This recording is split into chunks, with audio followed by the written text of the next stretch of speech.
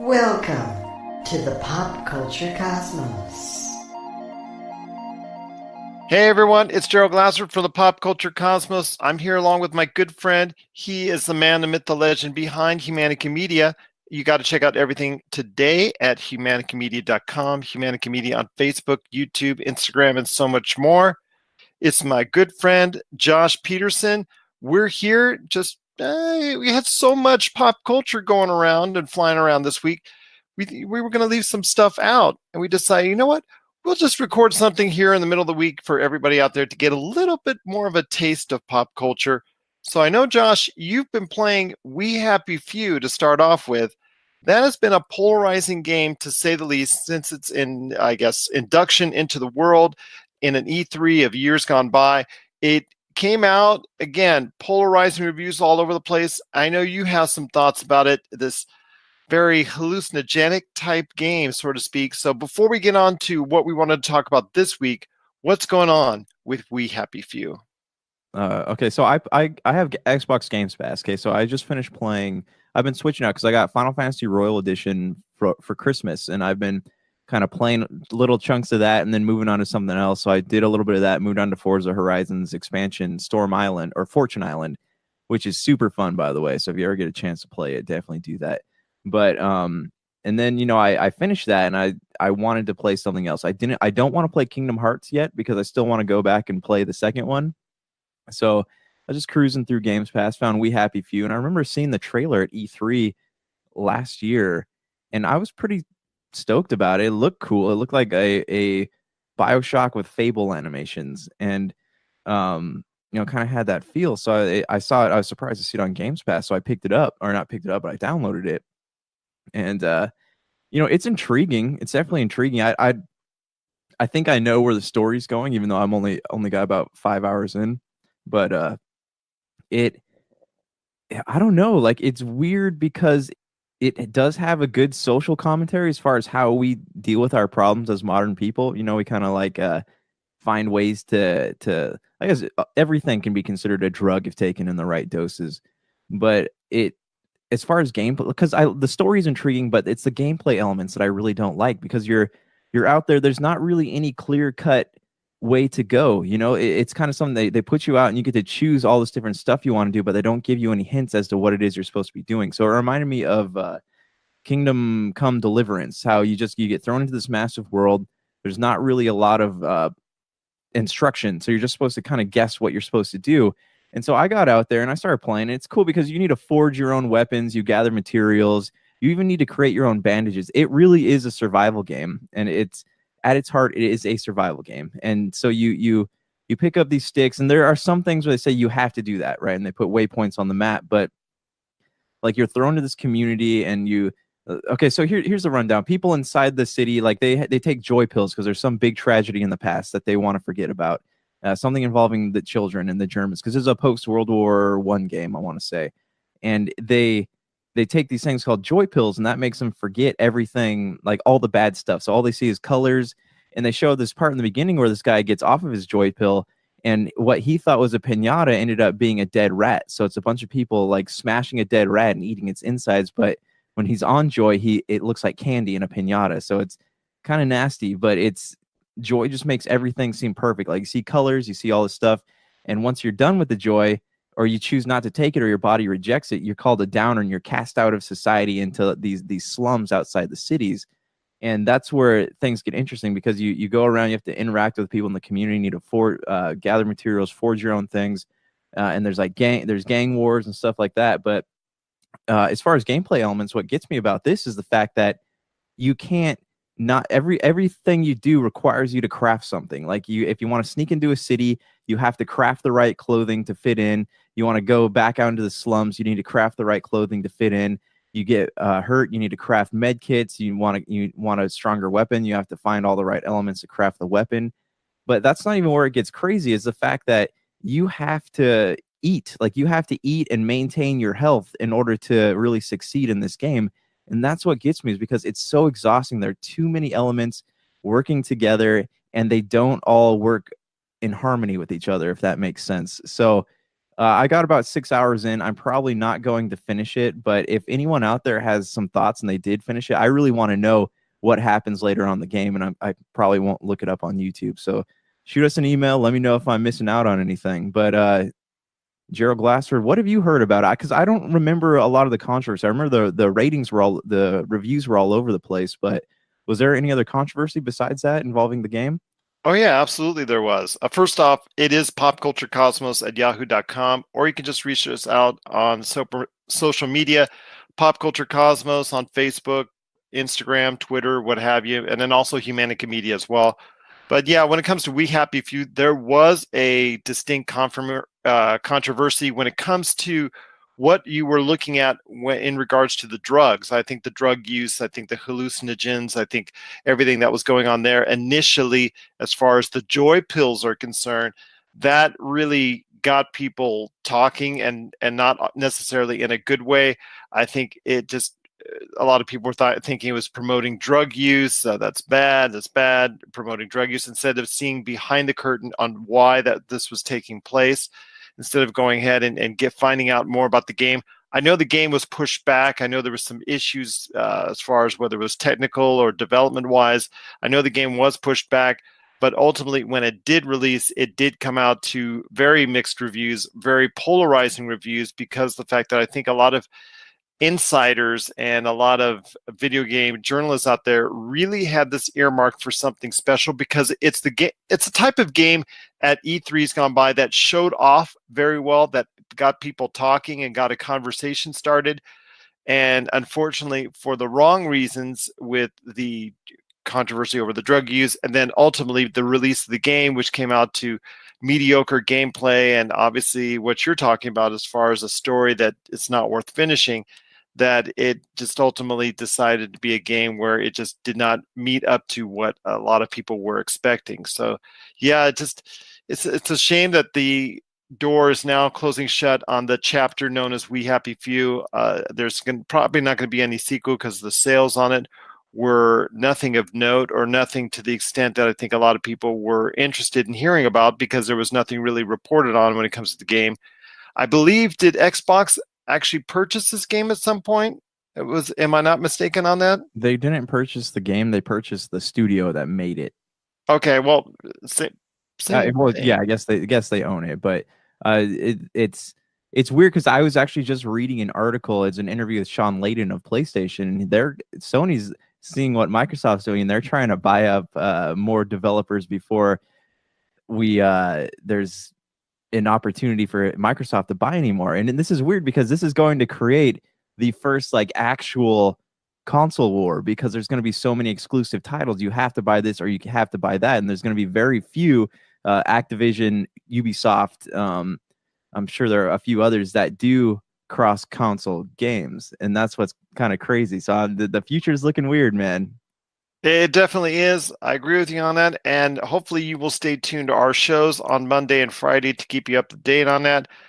I was just going to remind Josh, it's about that magical time of the year when he needs to start thinking about E3, among other things. So I will hopefully get him to go ahead and make sure that he attends E3 once again, because I know, Josh, you always enjoyed your experience so far at E3.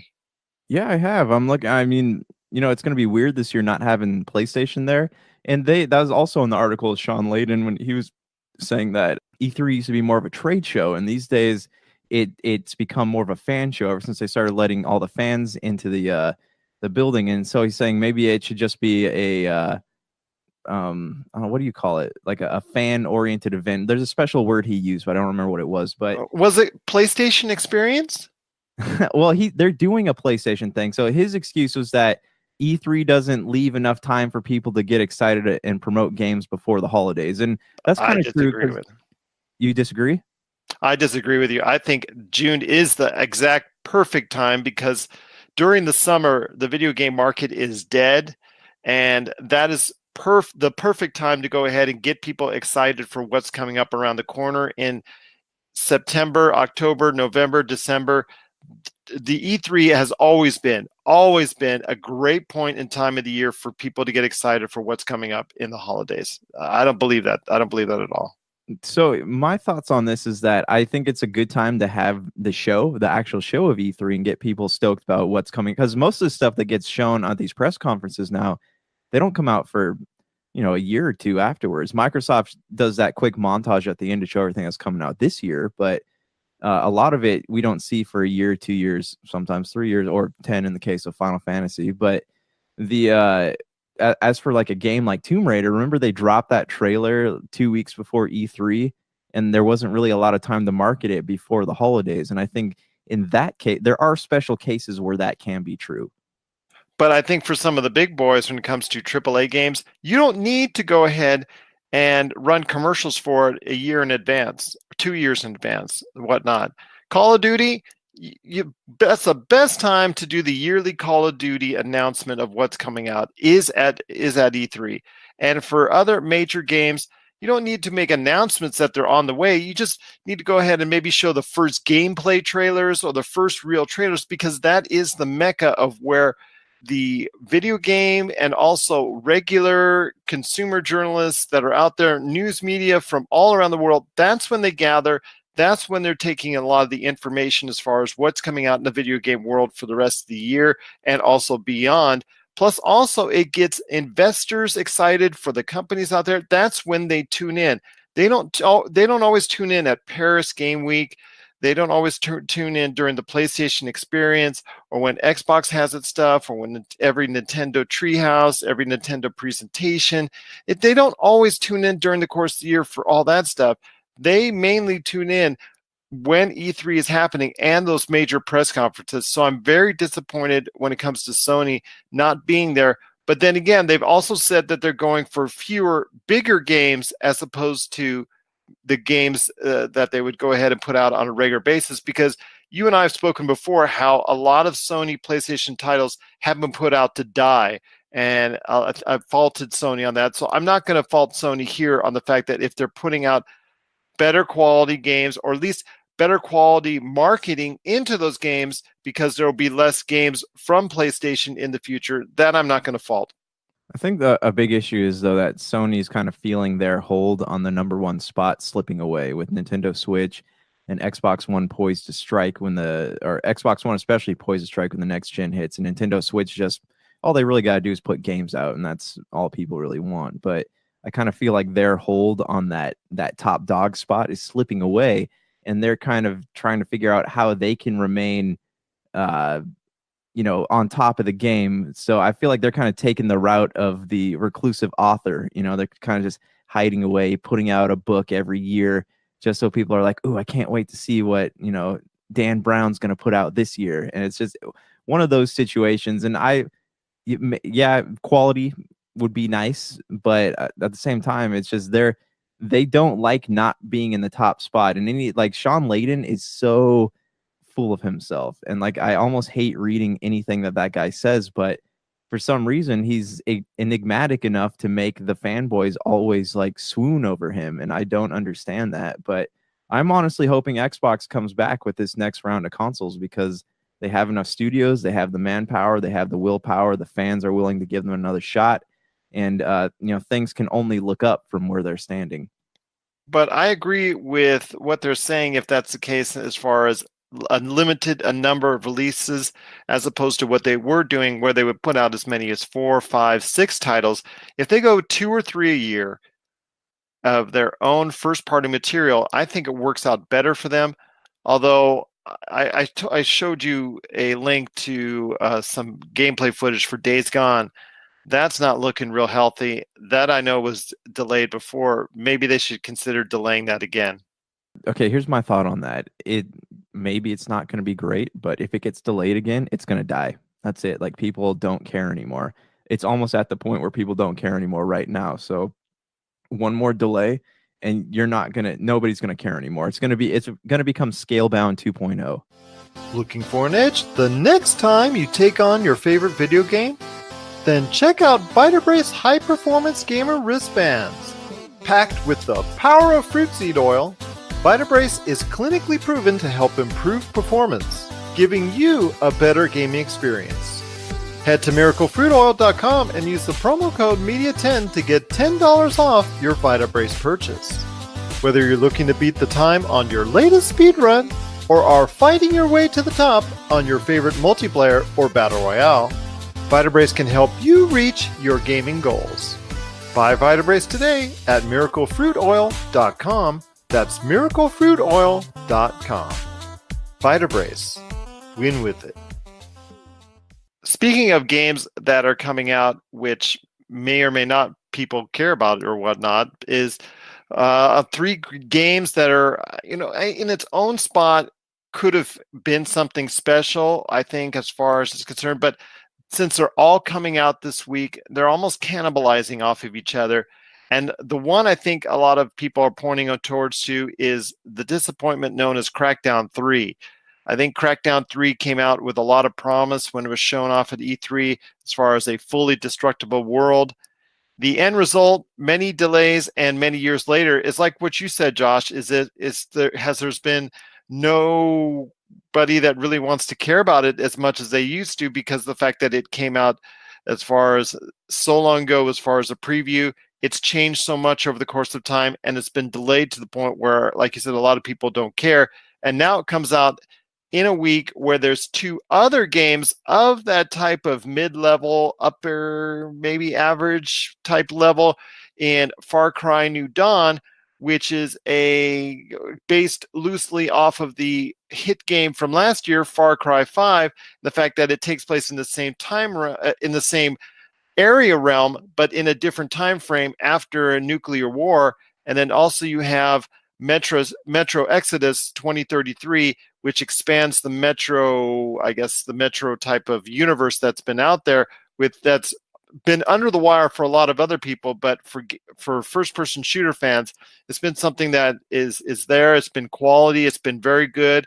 Not great, but it's still been very good out there. And I'll tell you what, Josh, your thoughts on this week in the video games, plus a little bit more detailed thoughts on Crackdown 3. And I don't know, am I thinking in the wrong fashion that it's going to be something that's going to be really disappointing to everyone out there?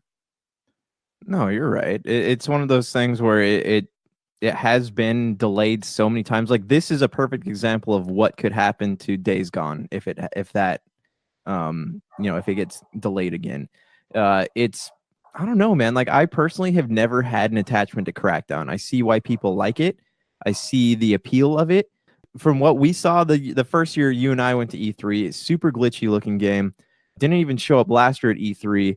And at this point, it's like they didn't really have a choice. They could keep putting out marketing material for it, but people be like, yeah, right, I'll believe it when I see it. And even now, it just does not look that good. And it came out, it launched, and you can't play multiplayer with your friends. Like, that component is still not working. So this is one of those games that trickled out of the gate, and I think they just were like, all right, we need to put it out or it's going to die. And it's already dying upon release. So I don't think it's going to do so well. And especially since it's on Games Pass, I'm sure more people will be willing to give it a go. But for those of us, or not those of us, but people who don't have Games Pass, I don't see physical copies or downloaded copies selling that well.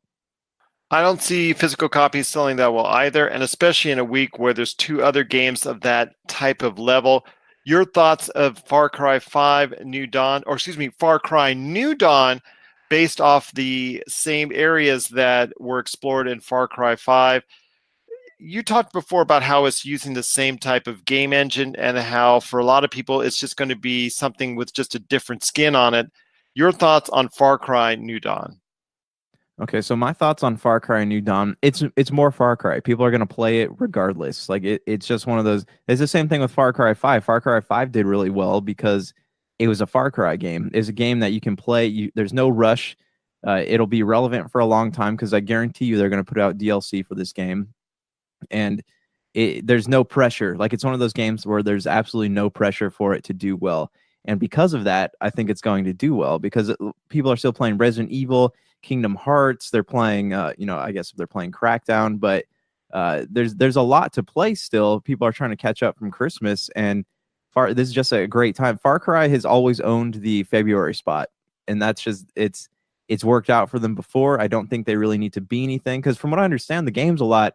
It's shorter, but it's still it's the same world. It's bigger, new things to explore, a new story, and there's not really a lot of pressure for it to do well because it didn't cost that much to make. It really is just a reskinning of what they already have. And that's been stated in several interviews with the developers of it. So I see it doing well. I see people playing it. It's in the right spot. You know, there's not a lot coming out between in between you know, now and June. You know, you got Devil May Cry, you got a few things like that, but I think it's in the right spot for a game of its type. As for Metro is one of those games. I played it at E3 last year and I liked it. It was fun. The thing I never really liked about that series was the gas masks. Because that was such a difficult mechanic to play around with, because you run, the filters get bad and there's no place to go to find new filters, and then you can't repair the gas mask and you run out of ammo constantly. In this game, they fixed all those, so you don't wear the gas mask anymore. You have wet places in abundance where you can craft new ammo. The gameplay is pretty good. The story is good. Like it was just a fun game. Just from the 45-minute chunk I got to play at E3. So I'll probably pick that one up. And the thing with Metro again is that it is a series that has been under the radar for so long that they don't really care about being that successful. Of course, it would be great if they were, but it's just one of those things, people play it when they play it, and that we might not see an abundance of revenue for it for maybe a year or two. But it's just one of those games that is endearing. It's an endearing series, and people will always go back to it when they need something to play. It looks like it, and I'm glad the mechanic is gone, as far as you said with the gas mask, because to me that was kind of a turnoff, but I'm glad it's more of a straightforward shooter that I think a lot of people are going to be liking.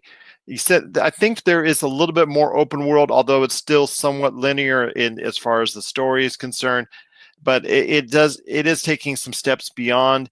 And Metro Exodus, not Metro 23, because that was the one of the previous versions, but Metro Exodus is coming out this week. It's getting some solid reviews so far. So in the weight of two other games that are coming out, again, they're all at around, to me, the same level. I'm thinking of all three in the same level for one reason or another. Far Cry New Dawn, because the fact that it just seems like it's a reskin Far Cry 5. Although Far Cry 5, for a good portion of last year, was the best-selling game in the United States.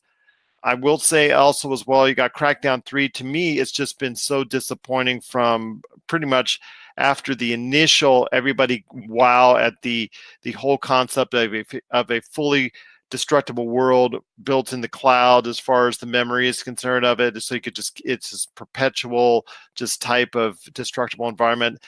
From that concept to what the end result and the reality is of just another shooter type game just seems to be unfortunate. So I see that as kind of a letdown. And also Metro Exodus, which I'm not sure is going to be good enough to the point where it's going to stand out over those other two games, but it could very well end up being the best of all three. We'll have to wait and see. They also, all three of them could get tied down because the fact that Anthem is coming out next week, and Anthem could be even hurt because of the fact that Apex Legends is coming out to such great reviews and also such a great response for a free-to-play game. Why would you want to go ahead and spend money on any of those games if Apex Legends comes out and really just tears it up, and a lot of people are liking that? But we're going to hold that part of the conversation to our Monday show, because Anthem is going to be a focus on what's going on with that, BioWare, Mass Effect, Dragon Age, that whole thing as far as that future goes. We're going to talk about that and so much more on our Monday show, and how it will be affected by the success of Apex Legends from its own same publisher in Electronic Arts. If you're tired of sifting through flea markets for rare and unique games, we can help. Retro City Games in Henderson, Nevada, only 5 minutes from the Las Vegas Strip, has all your favorite gaming staples, classics, and a wide selection of rare games with new stuff always appearing on our shelves. Come in and chat with Nicole or Doug about your love of games and watch as they help you complete your collection or find your childhood favorite. And don't forget, Retro City Games loves trade-ins. So if you have any Nintendo, Super Nintendo, Sega, Xbox, PlayStation, or even PC games, come in and visit Retro City Games today. Welcome to the new metropolis of gaming, Retro City Games. Well, my friend, that was a great conversation that we had on the video game this week that are coming out. I just appreciate you taking the time to doing so. I know we couldn't get to this on our Friday show because we've got a packed show coming up for you. We're going to be talking a lot about what's going on with Alita Battle Angel. I know I've got an interview coming up in regards to NASCAR. Also, we've got Rob McCallum and the Cosmic Crossfire. We're going to talk also a little bit about anti-heroes, with a lot of stuff coming out within the anti-hero type realm.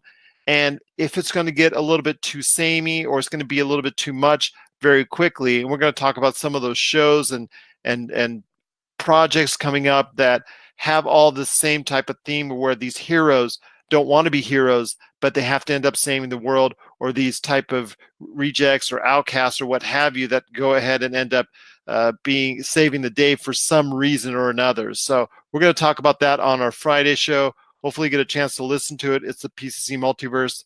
One last thought, my friend, on the way out, and that is something we should have talked about on our Monday show, and that was the Aladdin trailer coming by.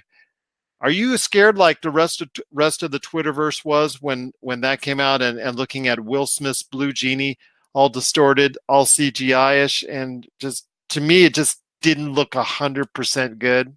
Kind of weird, and I don't know. I wasn't getting the nightmares that a lot of Twitterverse was, but what are your thoughts on Aladdin as it nears its date coming out? I think during the Memorial Day weekend. I was completely on board till I saw the genie, and even that's not a deal breaker for me. But there are some. I noticed there's some rotoscoping issues. So rotoscoping is where you move things along with the CGI creates computer generated things, but there's some rotoscoping issues with the genie's face.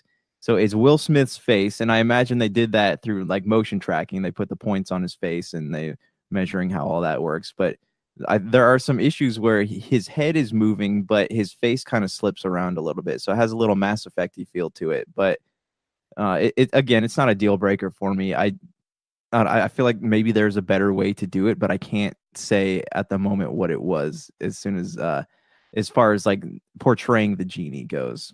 What are your thoughts though? It's not a deal breaker to me, but I don't know. People are trying to equate it to what happened when they first saw the trailer for Alita Battle Angel, and everybody's like, oh, the eyes, and they were panicking on that. And I don't know. They're freaked out by, oh my, getting nightmares over Will Smith's blue genie, and they're trying to be funny on the Twitterverse and all that. And well, look, it is what it is. It does not look like 100% the best special effects job that I've ever seen. You're right. I think the facial animations are from his real face, and they superimposed it on top of this genie that was created. Is yeah, and I understand he's supposed to be big and bad, but maybe it's a little bit too, the body structure's kind of not there yet. So there's still some time to fine tune it. So I'm not going to make 100% decision either way whether or not this is just end up looking bad or not, because it's not definitively out there yet. And in my opinion, I still think Disney has time to work things out when it comes to the blue genie. But overall, I'm just not 100% impressed with it. Whether or not it's going to go ahead and entertain audiences, I still think right now, as of this point, because of the fact that it's all over the place when it comes to the type of decision making and the type of things that are going on with Aladdin, that I'm not sure it's going to be able to produce the numbers that they really wanted to produce, and it's going to be another Memorial Day disappointment for Disney at this point in time. And then also you have the fact that it comes out in a flurry of Disney trailers, which are continuing to hit almost virtually daily. I think after some point, everybody gets kind of tired of it, and the specialness of these projects, which are spaced out perfectly as far as the movie standpoint, don't get spaced out perfectly when it comes out to the trailers, because Frozen 2 came out as far as earlier today, the trailer for it. What are your thoughts on Frozen 2? I mean, obviously, of the two, when it comes to more interest, more news and whatnot, I think Frozen 2 is going to beat Aladdin, but doesn't that hurt Aladdin? And then what about Dumbo? That all these Disney movies are coming out within days of each other as far as trailers are concerned. I think it's hurting their projects as a whole overall.